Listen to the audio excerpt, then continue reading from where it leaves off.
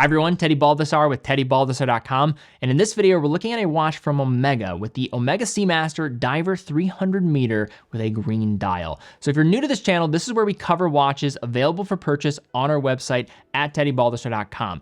In this video though, I'm gonna hand off this review to my colleague Danny Milton. He's a proud owner and wears this watch all the time, so he is better equipped to talk about it, and I'd like to hand it off to him to speak a bit more. So in this video, he's gonna go through all the details of his ownership, general review of the watch, but also throughout the video, if you have other questions or looking to buy this piece, check out the link in the description down below to the product page. Without further ado, hand it off to Danny.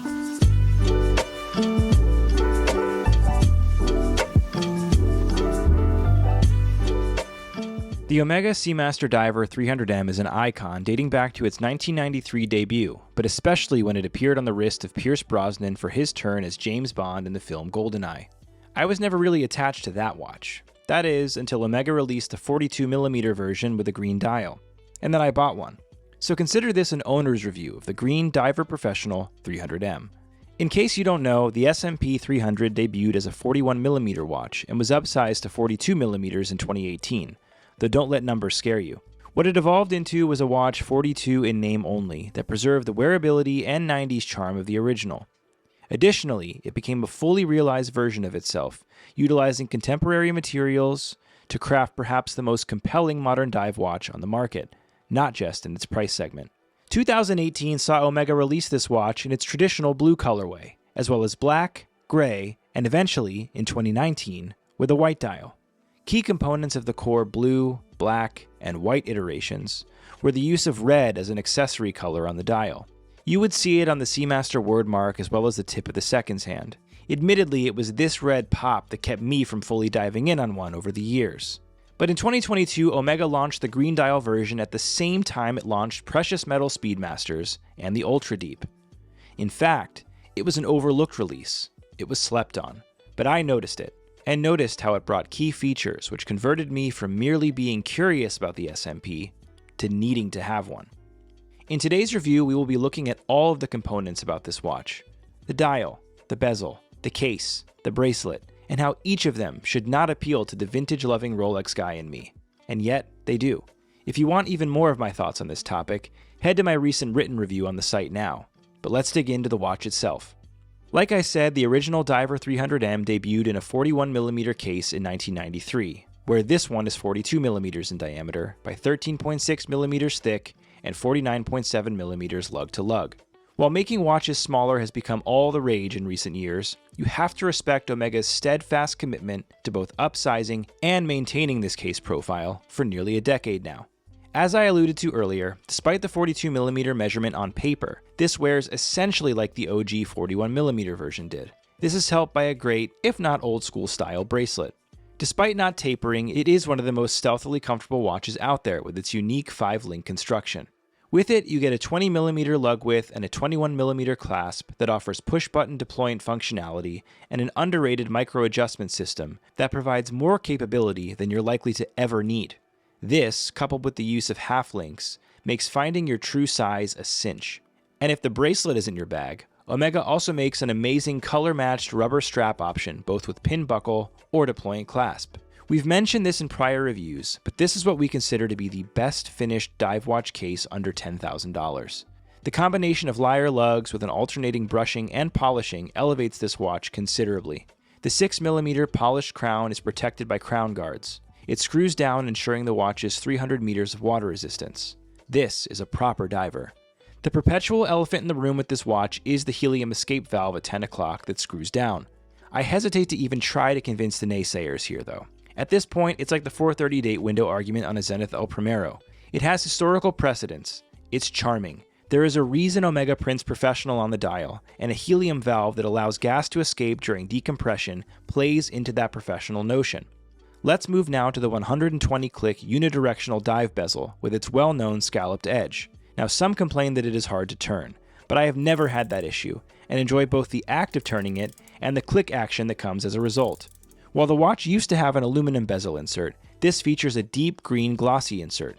Then there is the slightly domed sapphire crystal, which almost disappears, thanks to anti-reflective coating on both sides. The dial is one we have come to know since 2018. It is color matched to the bezel and also done in ceramic, which you can see via the tiny formula for zirconium dioxide, ZrO2, engraved just below the hand stack. But what is an SMP300 without the wave pattern? Achieved with laser engraving, the glossy green dial surface gives way to a large wave effect that changes in the light.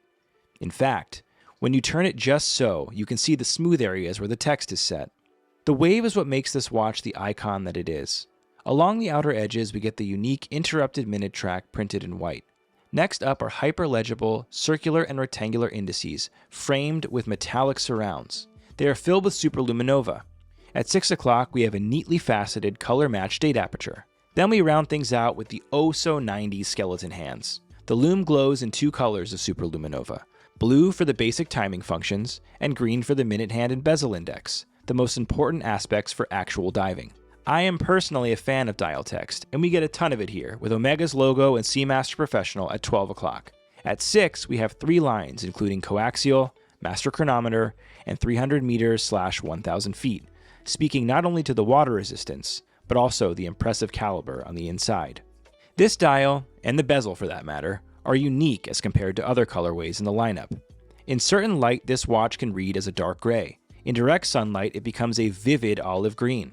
It is a chameleon in that sense, and perfect for anyone who is hesitant about wearing anything other than a black dial watch. In some cases, this is the boring color you crave, and in others, it can really surprise you. This is a deeply underrated component of this particular model. The Caliber 8800 is in full view beneath a sapphire exhibition caseback, showcasing Omega's innovation vis-a-vis the coaxial escapement. Pioneered by George Daniels in the 1970s, the coaxial system utilizes 3 pallets, rather than the traditional 2-pallet Swiss lever system, in order to reduce sliding friction and increase the length of the service interval. Omega has used the coaxial escapement since 1999, and now utilizes the system in most of its calibers. The 8800 caliber, included in this Diver 300M, offers Master Chronometer certification approved by METOS, the Swiss Federal Institute of Metrology, which includes 8 strenuous tests including an accuracy standard of 0 to plus 5 seconds a day, a higher standard than that of COSC, while also testing the watch fully cased rather than just the movement. This watch also offers high resistance to magnetism up to 15,000 Gauss. The 8800 utilizes a free-sprung balance with a silicon balance spring, with bidirectional winding with the oscillating weight. It is also well decorated for its price, with spiral waves across the rotor and bridges, beveling, and polished screw heads. This finishing is of course achieved by machine, but is nonetheless deeply impressive for its class and price point. Overall, this watch still feels very 1990s, though brought into the modern context, especially when you look at the bracelet, though that has nothing to do with its comfort. And while some may harp on the helium escape valve, I still think it plays into the professional notion Omega is going for here. And while I laud the micro adjustment system, I do wish that the part that comes out from beneath the clasp matched the bracelet links, instead of being a component included just with the clasp, because if you do undo it and enlarge it, it looks inconsistent with the rest of the bracelet itself.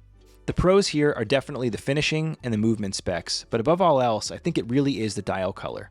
This is a watch we know and love at this point. A size format, the movement format, the finishing, we know all of this. What we hadn't seen until 2022 was this green dial. The chameleon effect cannot be understated. I have brought this watch to parties and get-togethers with friends where the lighting conditions were quite dim. I've told them the watch is green, and they simply don't believe me until I shine my flashlight on it, revealing a deep olive or sometimes even forest green. It's truly, truly cool. Now, I mentioned up front that I am a vintage lover. I'm also a well-known Rolex lover.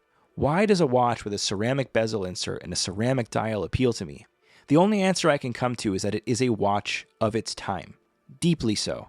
It feels like a watch made for the 2020s, and it was a watch made in the 2020s. And we can't talk about this without talking about Omega's recent releases at the end of 2024.